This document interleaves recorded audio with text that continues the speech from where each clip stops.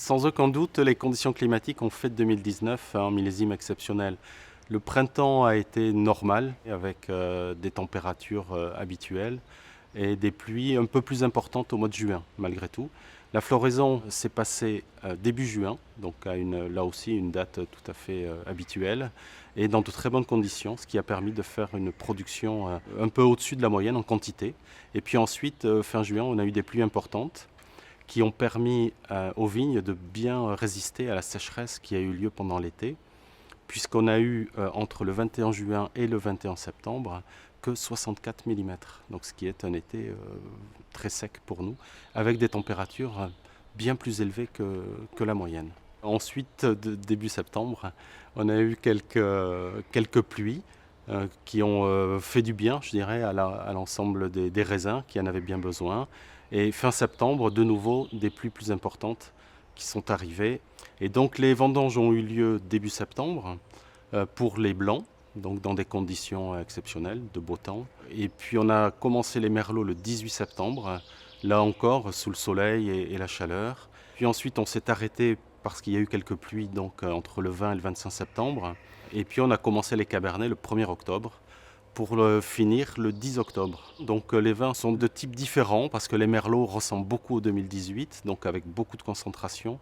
Évidemment des taux de sucre très élevés, donc un taux d'alcool assez élevé. Le cabernet sauvignon, lui, a été beaucoup plus équilibré, donc avec beaucoup plus de fraîcheur, avec aussi une complexité aromatique supérieure. Et donc on était très impatients d'assembler ces merlots avec ces cabernets sauvignons pour savoir comment ça allait fonctionner. Le pavillon blanc est très similaire au style du pavillon blanc de ces dernières années. Malgré les conditions estivales qui étaient chaudes, on a malgré tout un pavillon blanc extrêmement tendu, avec beaucoup de fraîcheur et une finale très longue, avec beaucoup de complexité aromatique. Et les vins rouges sont très concentrés. Donc pour les merlots, proches du style de 2018, avec des taux d'alcool assez élevés, avec beaucoup d'opulence et beaucoup de tanins, beaucoup de maturité.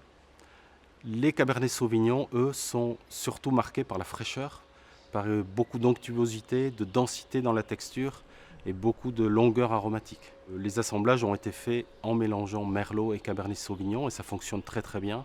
Les ensembles ont les qualités des deux cépages, donc à la fois le niveau de maturité, la fraîcheur, la complexité aromatique, la densité et la persistance. Donc des qualités que l'on retrouve dans les grands millésimes qui nous font penser à 96 ou à 2009, où quand on dégustait ces vins en primeur, donnait une émotion incroyable parce qu'on avait une texture tout à fait unique qui ressemble à une crème entre le liquide et le solide qui fond dans la bouche et qui donne une impression à la fois de puissance, de densité et d'onctuosité, de douceur.